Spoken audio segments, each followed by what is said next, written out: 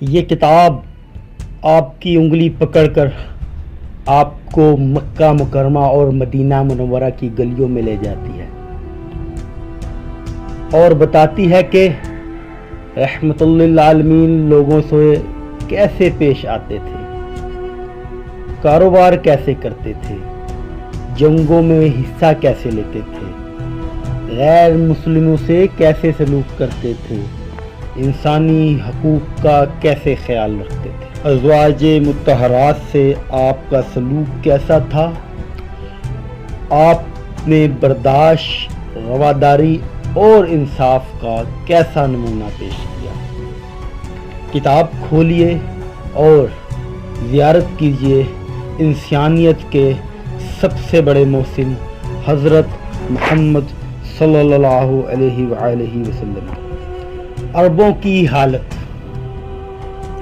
مورخین ظہور اسلام سے پہلے عربوں کے زمانے کو دور جاہلیت کا نام دیتے تھے، لیکن موجودہ زمانے کے عرب ممالک دنیا کے امیر اور طاقتور ملکوں میں شمار ہوتے ہیں۔ ان کے پاس تیل کی دولت ہے۔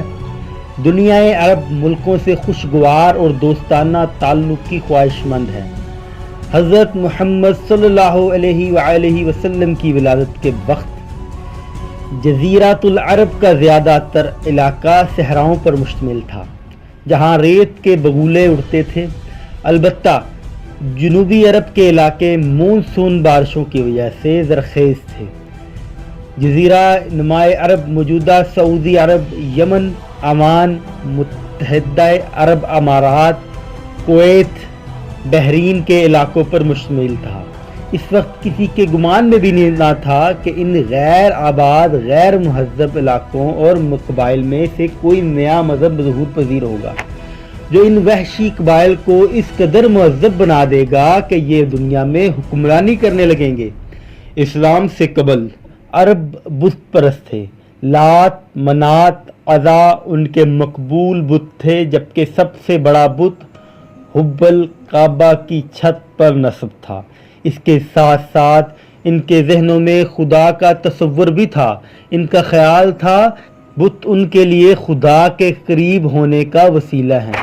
قرآن پاک میں ارشاد ہے، لوگوں سے کہہ دیں، سن لو، طاعت اور بندگی خالصتاً اللہ ہی کے لیے ہے، اور جن کفار نے اللہ کے سوا بتوں کو دوست بنا رکھا ہے وہ اپنی بت پرستی کے جھوٹے جواز کے لیے کہتے ہیں کہ ہم ان کی پرستی صرف اس لیے کرتے ہیں کہ وہ ہمیں اللہ کا مقرب بنا دے۔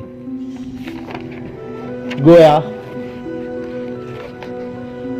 اس طرح قبائل کھلم کھلا شرک میں مبتلا تھے۔ وہ سورج، چاند، ستاروں، پتھروں اور آگ کی پرستش بھی کرتے تھے۔ وہ دور جاہلیت کے عربوں میں نصرانیت، یہودیت، مجوسیت، عیسائیت پر مشتمل رکھنے والے قبائل موجود تھے، تو دین حنیف یعنی دین ابراہیم کے قائل بھی موجود تھے۔ البتہ انہیں یہ علم نہ تھا کہ دین ابراہیمی کیا تھا اور اس کے مطابق خدا کی عبادت کس طریقے سے کی جاتی تھی۔ الہامی کتب محفوظ نہیں تھی، ان میں اس قدر تحریف کی جا چکی تھی کہ اصل اور نقل میں امتیاز ناممکن تھا۔ ہر دین کی بنیاد صلاۃ و زکوٰۃ کے نظام پر رکھی گئی تھی، لیکن اس کے متعلق معلومات بہت کم تھیں۔ ابن اسحاق نے لکھا ہے کہ ایک دفعہ کسی بت کے سالانہ میلے میں ورقہ بن نوفل، حضرت خدیجہ کے چچا زاد بھائی، عبداللہ بن حبش، حضرت حمزہ کے بھانجے عثمان بن حوریث، زید بن عمرو حضرت عمر کے چچا شریک تھے۔ ان کے دل میں اچانک خیال آیا کہ یہ بیہودہ بن ہے کہ ہم ایک پتھر کے سامنے سر جھکاتے ہیں جو نہ سنتا ہے، نہ دیکھتا ہے، نہ کسی کا نقصان کر سکتا ہے، نہ ہی کسی کا فائدہ پہنچا سکتا ہے۔ ان سب کا تعلق قریش کے خاندان سے تھا اور وہ دین ابراہیم کے متلاشی تھے۔ عرب کے باشندے خانہ کعبہ کا احترام کرتے تھے، احرام باندھتے تھے، کعبہ کا طواف کرتے تھے، قربانی دیتے تھے، لیکن ان میں موت کے بعد حیات کا تصور نہیں تھا۔ عرب زیادہ تر تجارت پیشہ تھے۔ इनके तजारती काफिले दूसरे मुल्क में भी जाते थे। जजीरातुल अरब का एक मारूफ तजारती रूट था। अरब के बदू ऊँट इस तजारती रूट पर माल की ट्रांसपोर्ट का वाहिद जरिया थे। चूँकि दीगर ममालिकों के लोग सहराओं में सफ़र के आदी न थे, लिहाजा उनका इन्हसार अरबों में था। गरम मसाले, काली मिर्च, सूंठ, हाथी दांत, खुशबूदार जड़ी बूटियाँ, रेशमी कपड़े अहम तजारती अशिया थी। सैकड़ों ऊँटों पर मुश्तमिल तजारती काफिले रवाना होते थे, जिनकी हिफाजत के लिए मुसल्लह अफराद हमरा होते थे। मक्का में सालाना तजारती मेला भी लगता था। सनत और ज़राअत बहुत कम थी। भेड़ बकरियां चराना मामूल का काम था। अरब खाना बदोश तर्ज ज़िंदगी के आदी थे, जहां सब्ज़ा और पानी होता डेरे डाल लेते। सियासी और समाजी हालत दिगर गूं थी। मुआशरा ज़वाल पजीर था। इस्तराब और इंतशार की कैफियत नुमाया थी। लोग आका व गुलाम, हाकिम व महकूम में तकसीम थे। डाका ज़नी, कत्ल गारत गरी आम थी। अदालत और कानून का कोई तसव्वुर न था। इजहार बयां की आज़ादी नहीं थी। अरब इंसानी हकूक से भी नाआशना थे। इंसान अपने मुकाम से इस हद तक गिर चुका था कि इसे हकूकुल्लाह और हकूकुल इबाद का कुछ शकूर न था। इबादत की जगह रसूम और ज़हद की जगह रियाकारी ने ले ली थी। लड़कियों को जिंदा दरगू कर दिया जाता था। कुरान में इरशाद है, जब उनमें से किसी को बेटी पैदा होने की खबर दी जाती तो ये सुनते ही इसका चेहरा स्याह पड़ जाता और वो खून के घूंट पीकर रह जाता। लोगों से मुंह छुपाता था, फिरता था। इसकी बुरी खबर के बाद अब क्या किसी को मुंह दिखाता। फिर सोचता है कि जिल्लत के साथ बेटी को पाले पोसे या फिर इसे मिट्टी में दबा दे। वो बेशक वो बुरा फैसला करते थे।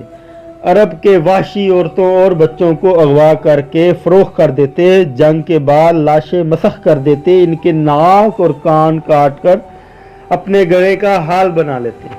कैदियों को जिंदा जला देते।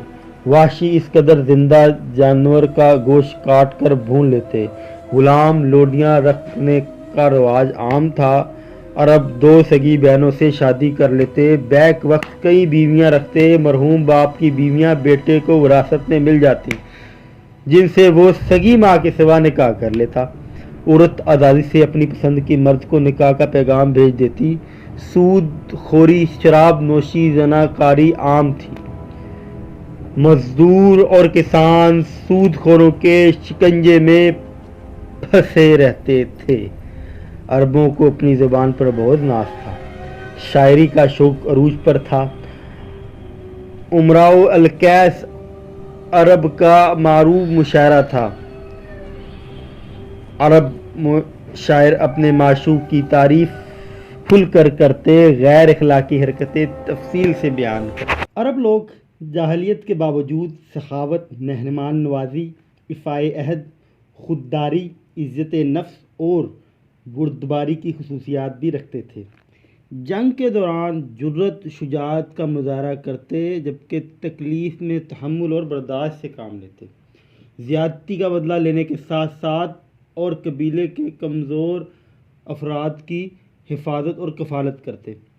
मजमूई तौर पर अरब मुआशरा सरमायादाराना और जागीरदाराना असूलों पर कायम था, लिहाजा पैदावार की तकसीम गैर मुनसिफाना थी।